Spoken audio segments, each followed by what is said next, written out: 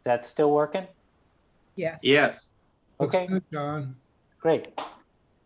Well, thanks. Oops, I don't want to do a slideshow, but we'll see. I'm not sure I'm going to be able to undo that.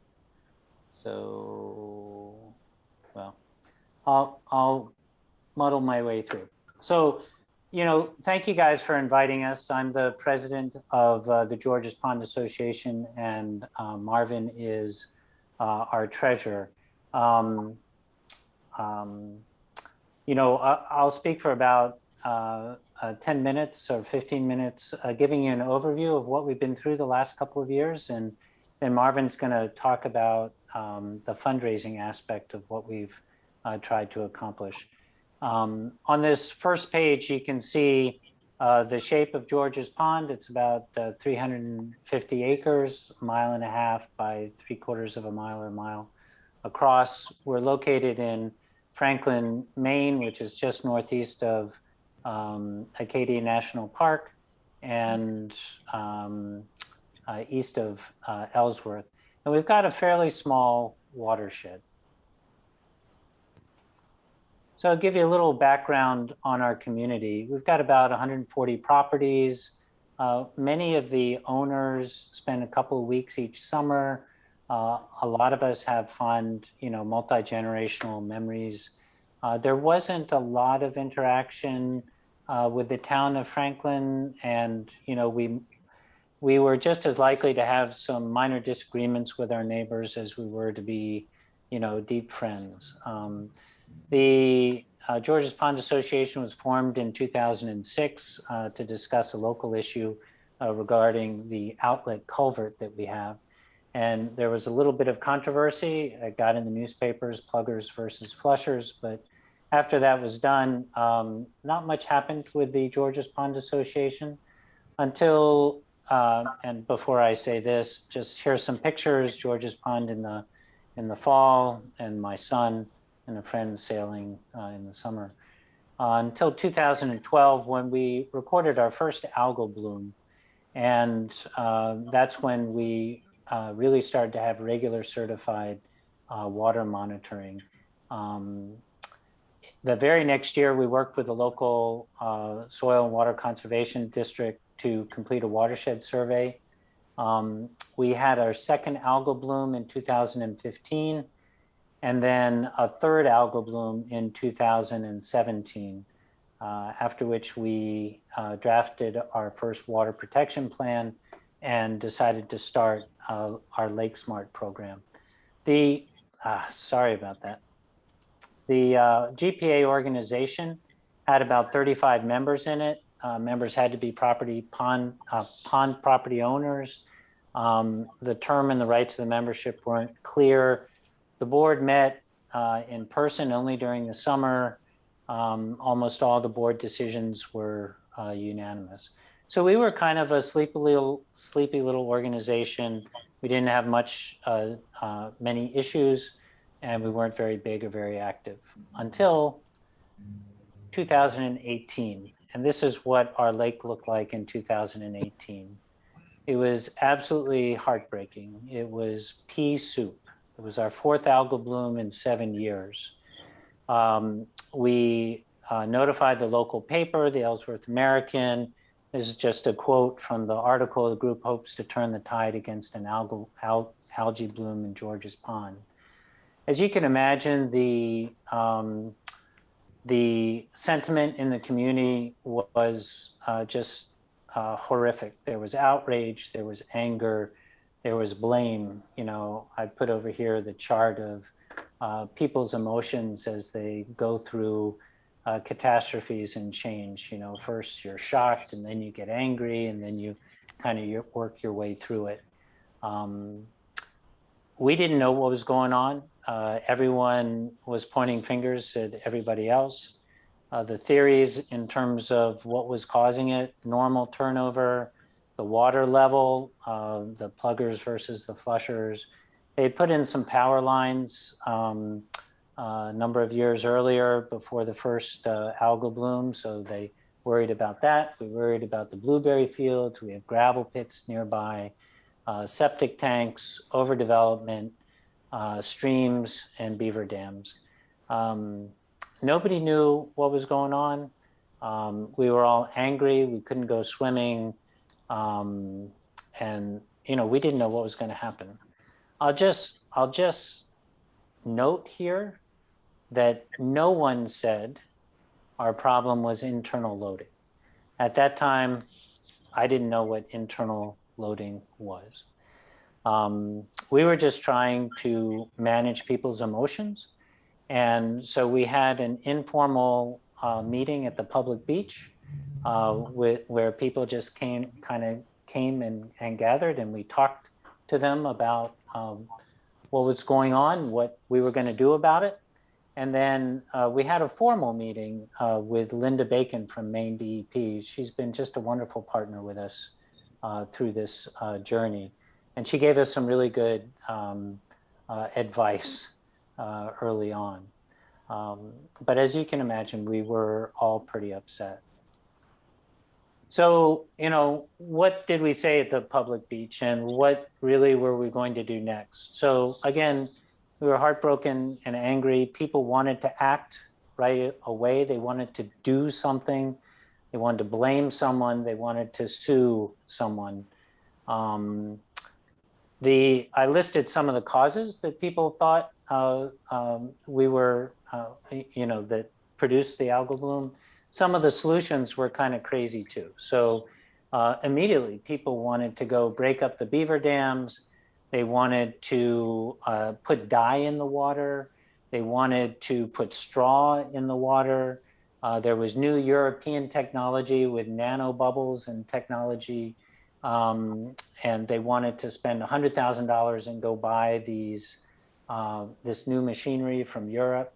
And people were going in a million different directions, but we didn't know what was wrong. We didn't know whether or not we could fix it. We didn't know what to do, and we didn't know who could help us. What we needed was all the help we could get. And I wasn't afraid to say that. Anybody who wanted to help us was welcome. We needed expert advice. We needed a little bit of time. We needed some money to get going. And we needed hope that, we could get this solved and make things better. My wife adapted this quote from Robert Swan, who's an explorer. And we now use it and we say, the greatest threat to our pond is the belief that someone else will save it. We really felt as though nobody was going to come fix this for us. We had to do it ourselves. And we actually got some advice to that effect as well. So while everybody was going in a million different directions, everybody was angry, nobody knew what was going on, we need a little bit of time. And our goal initially was, let's refocus people.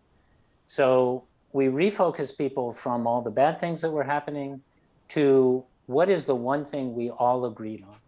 And that is, everyone wants clean water. There's no one who disagrees with that statement. So that was somewhat unifying, and that was useful. And then rather than get people running around and breaking up the beaver dams and putting dye in the water and all that stuff, we said, what can you do now?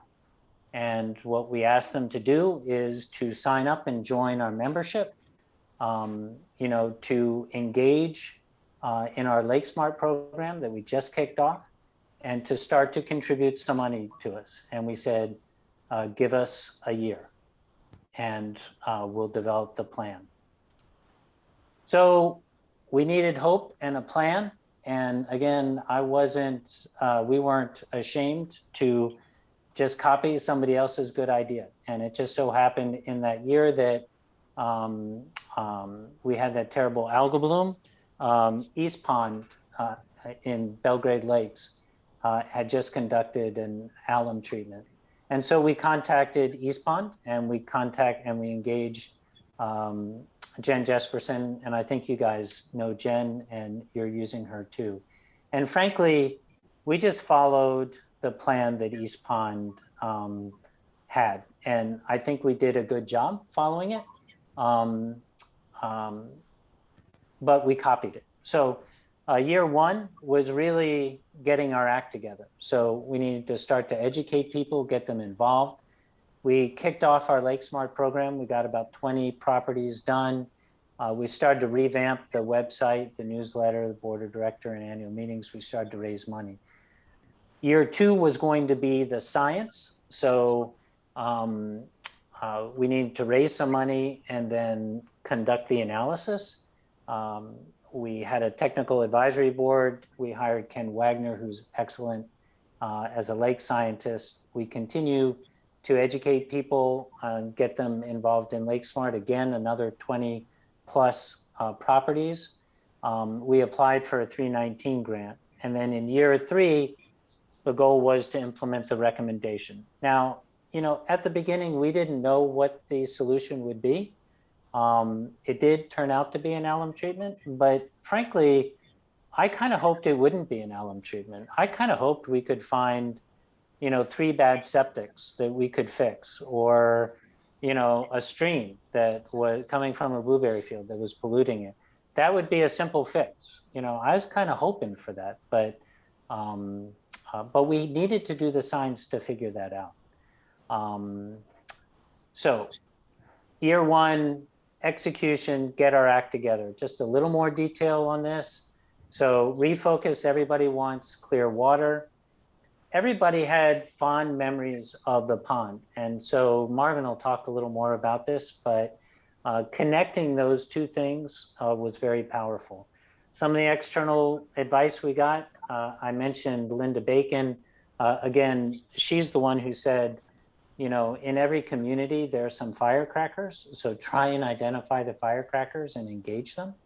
One of our town board members said, if you want to fix this, don't count on us. Don't wait for us, and do it yourself. Again, we needed all the help. We used contacted other lake associations. The experts really were helpful. They came to our annual meeting. They came to some other meetings. And I think people were really impressed and believed what they had to say because they were expert. So, one of our goals was to engage the entire community. If we're going to create a new community, get everybody rowing in the same direction, our goal was, rather than just property owners, just 35 members, to get everyone on the pond involved in the association. Everybody could do something different, and they do, but we wanted to get them involved. We really ramped up our board, more members, more meetings, insurance, all kinds of things, and communication, which Marvin also spearheads, we cranked up dramatically as well. We tried to be very transparent. We tried to address disinformation really quickly. And rather than just sending out a newsletter a year or something, we started to send out 2, 3, 4 newsletters every year. We sent it out not just to members, but to everyone in the community so that they'd know. Year two, we did the science, and the top graph, I won't take you through it, but in general, you can see that conditions over 30 years had gotten worse. One of the critical steps is to understand the shape of your lake. They call that bathymetry. And that's one thing we did. I won't get too much into that. But as we took our water samples during the course of the summer, really the problem revealed itself. What this graph shows is the mass of phosphorus in water deeper than 7 meters over time in 2019. And so, if the problem was from an external source in the spring, you would see high phosphorus readings, right? But we didn't have high phosphorus readings in the spring. They were reasonable levels at the bottom of the lake. But as the lake stratified and the bottom of the lake became anoxic, phosphorus came out of the sediments. and an enormous amount of phosphorus was released into the lake in the midsummer, so late summer.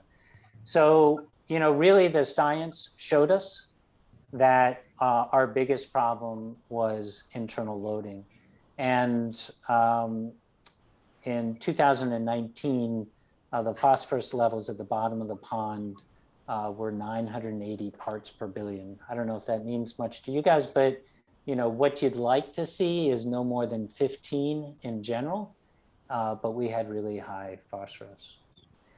So all of that ultimately produced a recommendation to treat the lake with alum. So last year we did that. We went through the whole process, got the permitting. We put it out to bid to different contractors. We actually chose a contractor from Nebraska who had never done a treatment in Maine, but has done over 100 throughout North America. They came up and they applied the chemical over the 131 acres of the lake that is deeper than 5 meters. Again, the problem that we had with internal loading is when the lake stratifies, which is deeper than 5 meters, the alum comes out of the soil. So this solution was to put alum where the lake gets anoxic and the phosphorus comes out, and the alum binds it and keeps it in the soil. And we thought of it as a way to restore the natural balance of chemicals in the lake. The phosphorus builds up over time with development and other things, but this was a way to bind it and keep it captured for as long as we could. The results were really good. So last summer, we applied it in May. Last summer, as of June, we recorded the best Secchi reading, the clearest water we had ever had, going back to the 1970s, which is as long as records were kept. So 22.3 feet. And as good as the surface water looked, when you keep testing the water down at the bottom of the lake, which is where the problem was, the results were even better. These charts show the mass of phosphorus in the bottom half of the lake, the deepest part of the lake, over the last 2 summers. You can see in 2019, you know, in late August, the mass of phosphorus went way up and then came down. But last year, after we applied the alum, the mass of phosphorus at the bottom of the lake barely moved at all. And then if you look at the phosphorus at the very bottom of the lake, the lowest meter, it was even more dramatic. 2019, you'll remember the count went up to 980 parts per billion. Last year, it stayed in the single digits and just up to 20, 22. So just phenomenal results. Having said that, lakes are complex systems, but we're hopeful for continued really good results. So what now? I'll just share with you some testimonials that Marvin had published in our newsletter last summer. These are true quotes. I've been on this pond for 6 to 8 years. This is the best it's ever looked. The pond looks wonderful. Every time I look at it, I want to cry. I'm so grateful. I've been coming here for 65 years. The water clarity is back to what I remember when I was growing up and swimming all over the pond. We literally saw, you know, you see rocks you've never seen before. So this worked for us. It doesn't work. It's not the same solution for every lake. You know, it's really important to find out what's really going on in your lake. For this year, we will be doing another alum treatment. We couldn't afford to do the entire treatment last year. So we made the decision we're going to do half 1 year and half the next year. And that's worked out really well for us. We're going to finish our 319 grant phase 1, going to submit a 319 grant phase 2, and Marvin's kicked off a new sustaining membership program. We had to raise a lot of money at first for the alum treatment. Now we don't have to raise as much money anymore. but we do need to continue to work on the watershed because the alum treatment treats what's in the lake, but we got to keep working on Lake Smart and improving the properties around the lake to make that alum treatment last as long as we possibly can. So we're going to keep monitoring and educating people. We're going to keep focused on we're switching from internal loading to external loading, focused on the 319 grants. And I can't say enough about Lake Smart. Lake Smart, we have over 50%, in 3 years, we got over 50% of the lake surveyed for Lake Smart. And last year we represented 1/4 of all the Lake Smart surveys done in the state of Maine. So I think that's been one of our strengths. And we're working on trying to build up our relationship with the town. You know, in the end, we feel like we're building a stronger, inclusive community. We all want clean water. It's going to require continuous learning. One of the really wonderful things is we discovered we really like our neighbors. We're making new friends and sharing experiences. And it feels really good to help other people and the place we love. And I think we were really scared at first. It was an enormous undertaking, but we were lucky that we got a good result.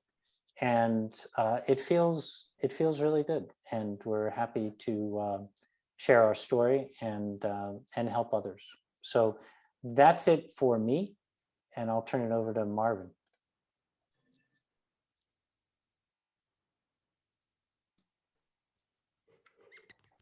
John, do you want to see if folks have a couple of questions to ask at this point, or shall I just go on? I'm happy to do either. I'll leave that up to Brian.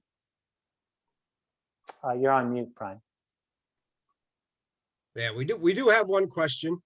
Yeah. And then we'll keep the rest of them until you're done, Marvin. But the one question we have is, how long does the alum treatment last? Yeah, no, that's a great question. So, you know, there's no guarantee whatsoever. I think what we've used as a ballpark is we hope for it to last 20 years.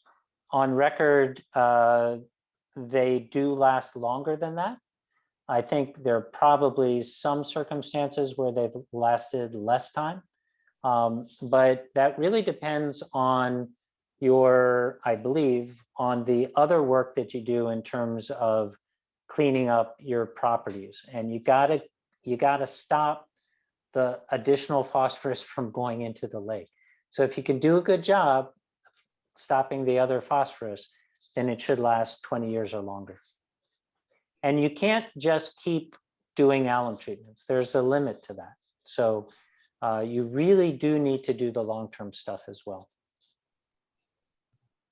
Okay, I hope that answers that. And Ellen has a question.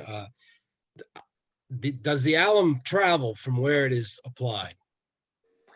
That's a great question. So we did it early in the season before the lake stratifies. And the technology that they use, you couldn't see it that well in the picture, but they have fingers that inject the alum down into the water, and it drops and grabs phosphorus out of the lake, out of the water column, and it settles on the bottom of the pond. I actually do have pictures of it blanketed. There's a white blanket across the bottom of the pond for a brief period of time, but it does a really good job of dropping right to the bottom. And they will stop applying it if the winds get too high. But because they inject it, it does drop right to the bottom and it doesn't travel too far. And we had absolutely no adverse impact to any of the wildlife, any of the fish. You know, we had a lot of water monitoring to make sure that the pH of the water was within acceptable ranges. Great, thanks, John. And one other point I'd like to make is, like I said in the email, you know, we don't know if the alum treatment's the direction we're going to go. We're going to allow the science to tell us, and we're going to let the experts make the recommendation. So, but I thought this would be great just to share what George's Pond did. So Marvin, go ahead and take it away. Great. Thanks, Brian. So I want to talk just for a few minutes with you about actually the other part of the work, which is to fund any kind of restoration project that you are going to be involving yourselves in at Lake Winnicook. I put up my email address and Brian has my contact information, but if after this evening there are questions that arise that I could be helpful with, by all means, send an email to me.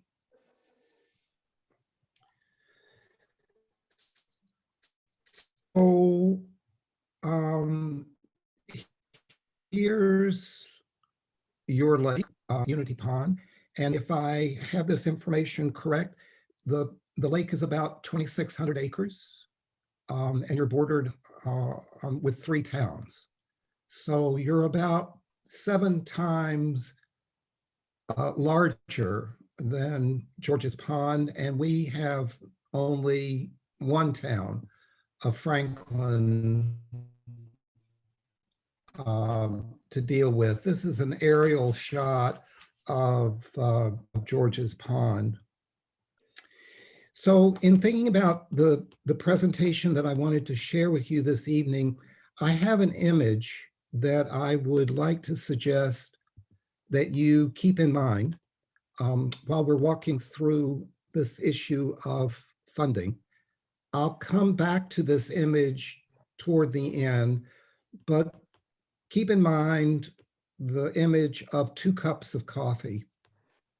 And we'll return before I finish to actually figure out what that image might mean for you. So fundraising is really about relationships. And as I've learned, it's an ongoing 2-pronged project. It's about raising friends as much as it is about raising funds. And one of the wonderful byproducts of doing this work at George's Pond is that we have built a very vibrant community of people now better connected to each other and working together to protect the pond. That's been a terrific result. The starting point in fundraising is about, first of all, growing the organization. And John has already mentioned that back in 2018, the George's Pond Association was much smaller. We only had 35 members, about $1,000 annually in revenue that we took in from membership dues and very modest savings. Now, by 2021, we've grown to 175 members. We have an operating budget of about $3,500, which pays for the basic expenses of the Lake Association. And over the last couple of years, we've raised $350,000. Today, 3/4 of the property owners on our lake are members of the George's Pond Association. So we have some growth to do, but since 2018, we've grown nicely. In our membership, 2/3 of the members are property owners, but 1/3 of our members are not. They're friends of the pond. They're either family members or they're summer visitors or people who have some kind of connection with the pond, who are invested in the future of the pond and have signed up as members. So in addition to growing your organization, our experience was we also needed to strengthen the board if we were going to move forward in a good way with the restoration project. And part of what that meant is that we needed leadership represented by members of the board who would take primary responsibility around various aspects of our work together. Water monitoring, the Lake Smart program, fundraising, communications, and so forth. And we've experienced the importance of being, as a board, as transparent as we could be with the community and really investing in ongoing, candid communication and education, all of which has helped to build confidence in the board's leadership and build up trust. That's been enormously important. So like John said, we've depended upon the guidance of those who've gone before us, and I consulted with the fundraiser at East Pond, Jerry Tipper, who actually happens to be an old friend. We've adapted the model that East Pond used when it funded its restoration work. East Pond has raised about $1.5 million. A third of that money came from property owners, a third came from Maine DEP grant, and a third came from the Alphon Foundation. So they had 3 big pots of money to raise the $1.5 million. But 500,000 they needed to raise from private donors, primarily property owners. Their participation rate in their fundraising campaign among the property owners on East Pond was 40%. So 40% of property owners contributed financially. They also had the advantage of having 2 commercial summer camps that made significant financial contributions to their campaign. But here's George's Pond situation. DEP was not offering a similar grant at that time to underwrite any alum treatment that would have benefited George's Pond. We applied for, but received only minimal grant money, and we had no commercial properties on the lake. But we set an initial fundraising goal of $400,000, which was a figure that our consultants helped us to project as a reasonable sum of money that we would likely need to raise to proceed with the restoration. So that meant we had to rely on private donations almost exclusively.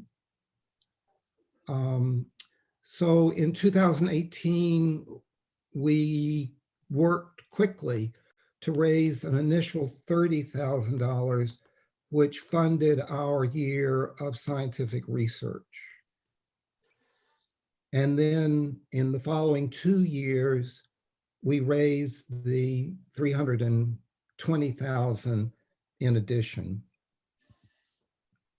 Our participation rate on George's Pond was 67% of property owners participated in our fundraising campaign, which is a very strong rate of participation. So part of what I did with the board was to discuss how we wanted to frame the case to present to the association. And as John has said, we started with a strong consensus that everyone was invested in fixing the pond and returning to clear water. And so we spoke about a restoration project to return the lake to its natural equilibrium, and talked about ways that people could participate in protecting, caring for the lake and for the watershed. For individual property owners, we also talked about how important it was for people to step up in order to protect their property values. But as important, and I think maybe even more important than holding on to property values, was preserving family traditions and memories. One of the things we heard very quickly from people around the pond when we approached them for donations is their realization that their adult children were staying away and not coming to George's Pond to spend time at the family camp. And people registered that it would only be a short amount of time before those family traditions of spending summers at George's Pond were going to dissipate. And so there was a great deal of enthusiasm for us to get on with this, raise the money, and fix the pond.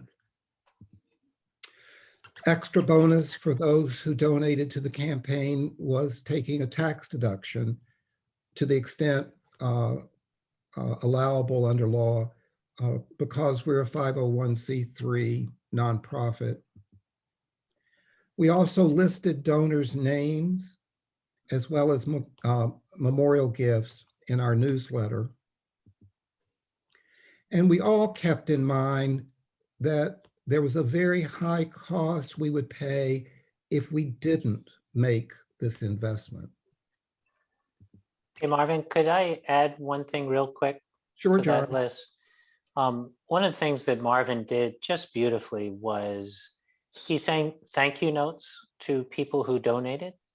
And believe it or not, we had discussed this at the board level, and it was controversial as to whether or not we should send out thank you notes. We just did, and Marvin does them beautifully. And I can't tell you how many people appreciate that and continue to give, I think in part because of a simple thank you note. Great, thank you, John. So this isn't quite as awful as the pea soup picture that John shared, but this is what George's Pond has looked like in the midst of an algae bloom. And people have very vivid memories of what this looks like. So let me talk to you a little bit about how we actually conducted the fundraising campaign. We started with the board of directors and invited each board member to consider making a pledge, but we emphasized the importance of 100% participation by the board, because if we were going to then turn to the membership and to property owners and encourage them to give, we needed to model the level of participation that we were asking others to exhibit. So we first solicited the board itself to make pledges, and also asked that each board member provide a list of 3 to 5 names of folks they knew around the pond or among friends of the pond who would also likely be willing to contribute. So in this initial phase of the fundraising campaign, the silent phase, beyond the board, we talked to 2, maybe 3 dozen donors or donor prospects around the board to do the initial solicitation, so that when we actually went public with the fundraising campaign, we launched it at the summer annual meeting.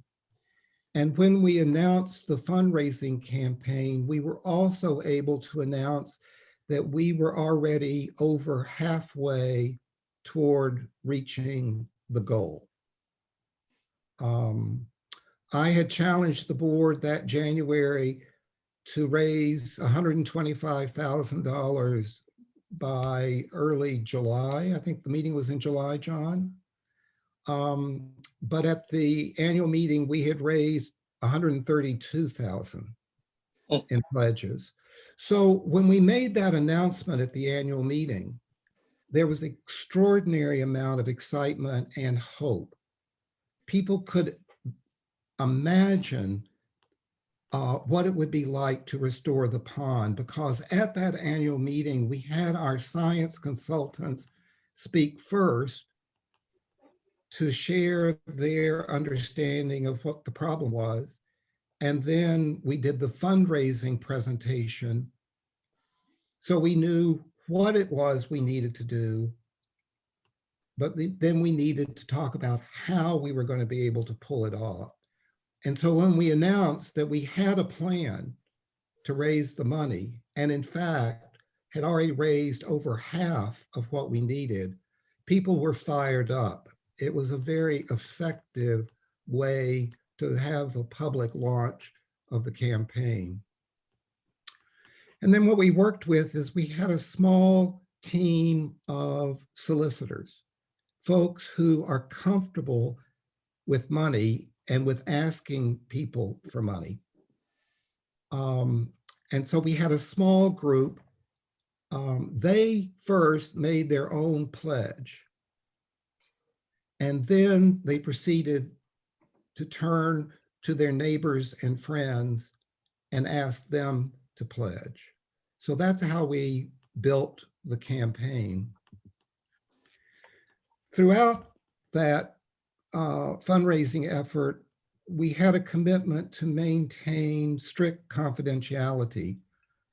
Only the treasurer knew what the actual amount of anyone's donation was. And when we listed people's names in the honor roll, it was only with their names, no attribute of any size of donation. And the pitch that we made was that we did not ask people to donate money. We asked them to invest in the future of the lake. So it was a pitch to invest, not donate. And the ask that we made of everyone was to consider investing 2% of the assessed tax valuation of their properties. That was a suggestion that came from East Pond, and I think it was brilliant, because one of the things that communicated was the level of investment that we needed to ask of ourselves. So rather than thinking if we all give $50 or $100, this would be sufficient, we needed to talk more about 1,000, 2,000, 3,000 or more, and let people understand that that was the level at which we were asking people to commit. So let me just talk very briefly about how this actually looked for us when we did a 2% fundraising campaign.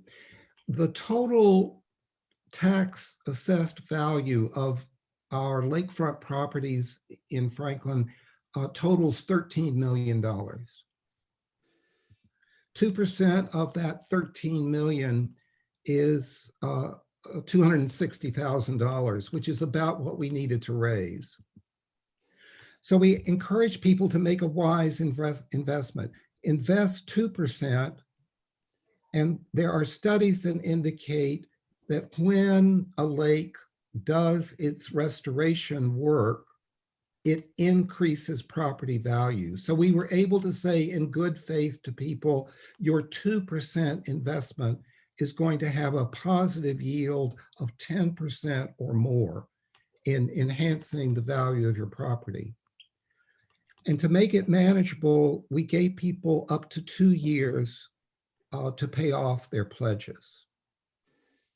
That's one of the reasons that when we did our initial alum treatment, we needed to only do a half treatment the first year because people were still paying off their pledges. We didn't have all the money in hand initially. 2/3 of our donors were property owners, but again, Friends of the Pond stepped up. So 1/3 of the donors were friends, not property owners. And this just is the front page of one of our newsletters a year ago that announces, we raised the money, game on, we're going to do the alum treatment in May. And that's a photograph on the front cover of the alum barge that applies alum to a lake. That's not George's Pond, but that is a similar barge. And that also shows you just briefly how we listed the honor roll in our newsletter, listed all the names as well as memorial gifts that people gave. So as John has explained, a year ago, we did an initial alum treatment with this great results, best water quality since records were first kept in the 1970s. So one of the advantages for a fundraiser of having an initial alum treatment with such great results is people get even more excited when they can see what's happening for their money. But we needed to raise the last bit of money so that we could do an alum treatment that's now scheduled for this May. Half our donors, a little over half, actually stepped up and made a second gift so that we were able to raise the final $90,000 by the end of last year. Again, our participation rate, 67% of property owners contributing. Average gift, about $3,000. Some people gave more, some people gave less, but typically somewhere in the range of 3,000. So if you don't mind, I just did a thought experiment for myself of what a similar campaign might look like for Lake Winnicook. And if you don't mind, I'll just, at the end, now just take a few minutes to imagine what a fundraising campaign might look like for you all. Here's how I was thinking about it, and you'll of course have to correct this, but I said, well, I'll just do a ballpark estimate that your restoration is going to cost about $1 million. And I'm assuming that you're going to have multiple sources of funding. So I thought optimistically, you're going to get half that money in grants, but you're going to have to raise the other half in private donations. If I have this accurate, and Brian, I hope I remembered accurately from a conversation you and I had earlier, you've got about 300 shorefront properties? Yes, correct, Marvin. Great. And your assessed tax valuation for those shorefront properties is 40 million. Yeah, that's what we're estimating. That's, yeah. All that's available in public tax records, so yes. no secrets here. So 2% of 40 million is 800,000 is what a 2% campaign would yield if you have 100% participation. But let's say just for purposes of discussion, your participation rate is roughly 60%. 185 properties on Lake Winnicook participate. That would mean your average gift would be in the ballpark of about $2,700 per property. So what would that cost a property owner per day over a 2-year pay period? $4.15. $3.70, which is about the cost of 2 cups of coffee. That's why I had the image of the coffee cups. If you chunk it down, you can raise the money you need if 60% of your property owners designate $3.70 a day over 2 years. So there's the math. $3.70 by 185 properties by 365 days times 2 gives you $500,000, which I think is a wonderful exercise to go through because I think it's such a quick demonstration of how you can do it if everyone chips in. But there are many ways to contribute. Becoming a dues-paying member really matters. Participating in Lake Smart really matters. The Georges Pond Association had an anonymous donor who matched all the new memberships that came in. So for every $25 in dues a new member paid, the anonymous donor matched. The anonymous donor also gave $25 for each person who signed up for a Lake Smart survey. You may or may not have an anonymous donor, but if you're fortunate enough to, there are all sorts of imaginative ways to give people incentives to contribute. You can maintain your septic system. You can participate in something as simple as Amazon Smile, designating Lake Winnicook as the charitable recipient. We have an online store through Cafe Press that sells Georges Pond t-shirts and mugs and you name it. You can contribute by volunteering, including board service. You can donate your labor and or materials. And you can help plan something like a fun day that we had not last summer, but summer before with a silent auction, which was a great success. It did raise some money, but it also built community, which you really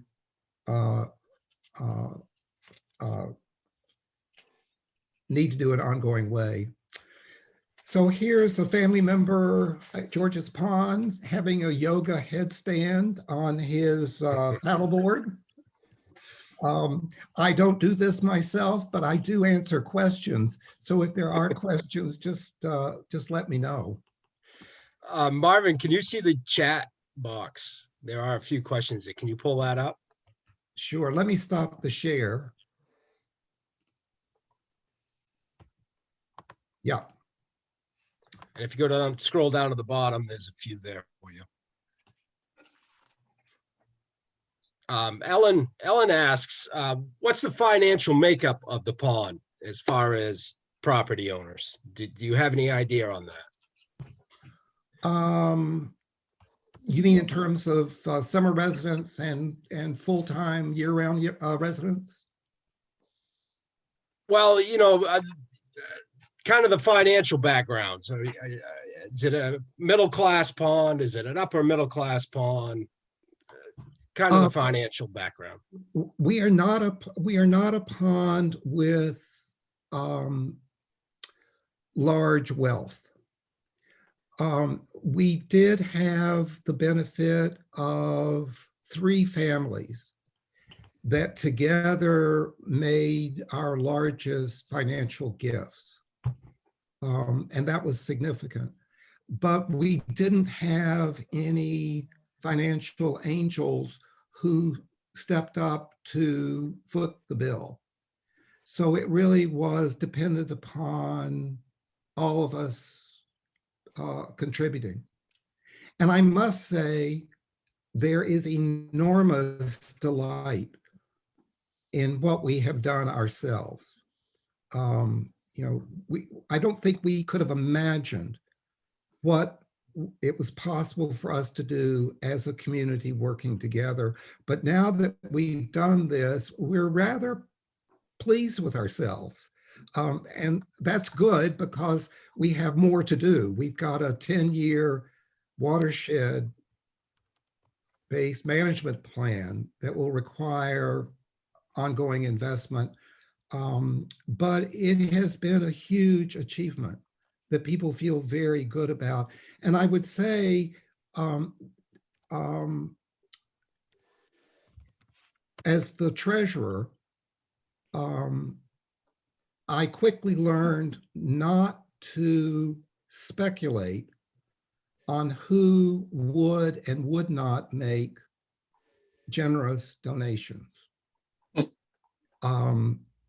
Folks will surprise you both in both directions. The folks that you think might well be very generous donors may not turn out to be, and folks that you're not so sure have many nickels to rub together really step up. So I don't know if that answered the question, but we are not by and large a wealthy community. Yeah, I just also add that, just remember the most we had really ever raised in a single year was about $1,500. So, to go from $1,500 to as much as we did was a dramatic change. And I know Marvin's mentioned it, but, the Friends of the Pond really can help, especially kickstart some of your fundraising. I think 2 of our largest donors have never owned property on the lake, but they do have strong connections. Excellent. And I'm going to ask everybody, if they do have a question, please type it in the chat, and that way we can keep everything in order. Marvin, one question I have is, was George's Pond Association a 501c when you took over, or is that something you guys did? John, you'll have to refresh my memory. We were incorporated, but we went through early on the process just as I was about to become treasurer. We became a 501c3 organization. Yeah, Marvin's predecessor did it, but it's not a hard thing to do, and we helped other organizations do that as well. It's not hard. Yeah, I know we've passed it around a few times on the board. We're incorporated also, but nobody ever did go to the 501c designation. And I know we kind of talked about it and tossed it around, but that's as far as it's gotten. Do you find that really helped? It does help. If you are raising funds and you are not a 501c3 nonprofit, you will likely need to have a fiscal sponsor for receiving any grant money. It is important because as a nonprofit, you can receive funds and give people credit for a tax deduction. So it really encourages a responsible relationship between the organization and its supporters financially. It is not that difficult to establish a 501c3 status. You need a board, you need a mission, and you file an annual report with the Maine Secretary of State. And there's also a very basic form that you file with the IRS annually. But I would encourage you to get a 501c3 nonprofit status as soon as possible. Excellent. Excellent. John, this is probably a question for you. How was your Lake Smart activity during the COVID period last summer? So Maine Lakes told us not to do it, but we ignored that, and we did it. We did it in a socially responsible way. We did over 25 Lake Smarts surveys, and that was 1/4 of all the Lake Smart surveys done in the state of Maine last year. Wow. Yeah, I recall we got the same recommendation not to, and that was I mean, followed. the person doesn't have to be there. I mean, you don't ever have to see. We send surveys out beforehand. We ask them the questions. We get the information. We can share diagrams of the property. You know, we take pictures. It's worked out great. Great. There was a question about whether an ask of $3,000 might be a big stretch for folks on your lake, and it could well be. And one of the things that's, I think, really important is to encourage people to contribute to the best they are able. Every financial contribution matters, but it also matters that people participate in other ways to support the lake. But part of the reason we did the 2-year pay period was to make it more manageable. There was nothing that would have prevented us from making a 3-year pay period available, except we were trying to move as expeditiously to do a fix because we were having recurring algae blooms. And I would reiterate, sorry, Marvin, to interrupt, but I would reiterate what you said before, the 2%, you invest 2% and you get a 10% return.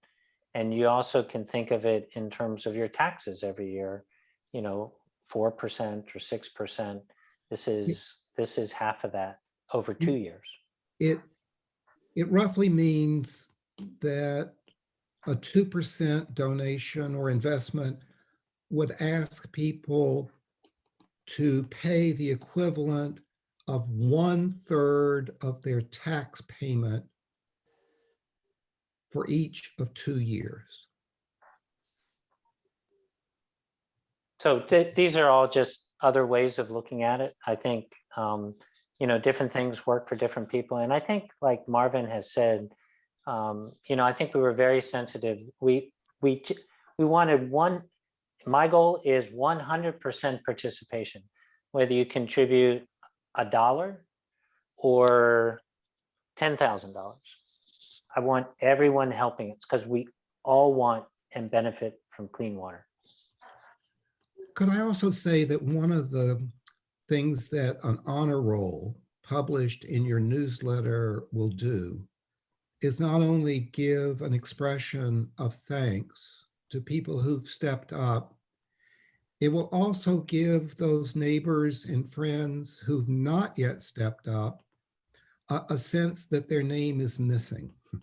So I have to say there was a little bit of subtle pressure by the community because as the campaign proceeded, each quarterly newsletter would include the honor roll, and it kept growing and growing and growing. But again, without any indication of the amount that people were giving, because what mattered was that people were all contributing. I noticed that Ellen asked, were there other treatments or interventions that were investigated? And the answer is yes. every known treatment was considered. So it includes alewives, it includes siphons, it includes dredging, it includes nanobubbles, and it was all considered. I mean, one of the most effective ways of doing this would be to have a deep water siphon, but it would take about 15 years for that to work. And we weren't going to do that. So if you engage Jen Jesperson and Ken Wagner, they know it all. They'll consider it all. And I did not want an alum treatment to be the answer. I did not, but I wanted to be prepared if it was.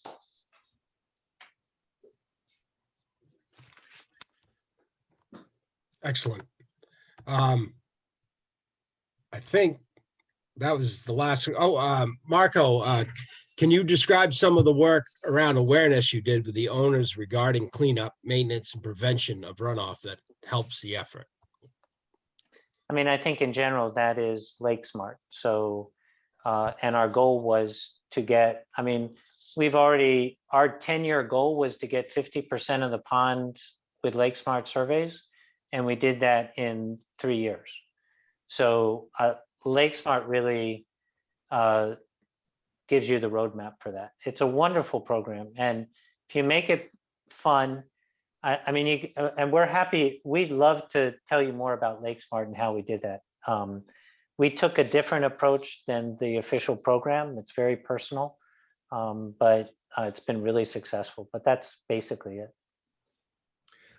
Again, I would say one of the things the board can do that would make a significant difference is if board members themselves had Lake Smart surveys of their property, because then we become the best ambassadors in the community to sell Lake Smart. And if we've experienced the benefit of a Lake Smart survey, we have a much more compelling and convincing story to tell others. Yeah, and you know, one thing I'll take away from your guys' experience is you guys were in a red alert. I mean, it was, you really had pea soup. You know, our lake has improved over the years somewhat. It wasn't not quite to the extent that you guys have, but our phosphorus counts are high. And last year we did experience a bloom. But again, looking at the pictures you guys had, you really had pea soup. I mean, you had a layer of phosphorus there that you definitely had a code red emergency. Yeah, I mean, I just reiterate that, Brian. I think in one way it was a blessing to have such a bad bloom, but it is really deceptive because the year after that bloom, 2019, we did not have a bloom. Right. But if you look at the phosphorus in the lake, at the bottom of the lake, it was the most we had ever had measured. So knowing the science, doing the water work is really important to understand what's going on. Yeah, and you know, this is our year of science coming up. We're just beginning. We're kind of at a point where you guys were a couple of years ago. We went from 70 members 3 years ago. I believe the last count were close to 180, 175, right around there. So we made marked improvement there, but there's a lot of room to go. You know, we've grown our social media and whatnot. And remember, friends of have been really powerful. They don't have to be property owners. And you're right. We've actually got a lot of donations from renters, people that just visit. And that's definitely another key area to look at. Great. I just want to mention, I know Maggie Shannon, she is the queen of the lake world. And she has always said that it's any lake restoration, no matter what method you use, is about $1,000 per acre on average. You know, so Yeah. that's just a number to look at. And being 2,500 acres, you know, we're looking at $2 million. But I'll you know, tell you though, as Marvin said, when it starts to work, it is a glorious thing, right. and people are really happy. Let me also just say that on our website, we have archived all our newsletters. And for anyone who wants to see how we publicized the campaign, how we framed it, the pitch, how we wrote it out, you are welcome to use that material and adapt it to your own purposes if that's helpful. But I would encourage you, you all know your lake best and your community best. So just trust your own sense about what would fit your community and the people that you're working with. But if any of that material can be useful, by all means, make use of it. Yes, you guys did a great job with your website. It's definitely you did a great job, and we'll be copying, I'm sure. So It's the greatest form of flattery. Yeah. and I don't see any other questions, but if anybody does, they can email Friends of Lake Winnicook, and I will forward them to John and Marvin. And I really appreciate you guys spending the time. Thank you very much for your presentation, your time, and good luck with your good luck with your restoration project. We are so eager for you all to experience the benefit of pulling together and restoring your lake. So we will be eager to hear your story. we'll stay in touch with you for sure. There's no doubt. Great. We're happy to help Good. anytime. Definitely Thank be you. keeping in touch. Thank you, guys. Bye-bye. Thank you so much. Yep. All right, guys. We better get on with our meeting.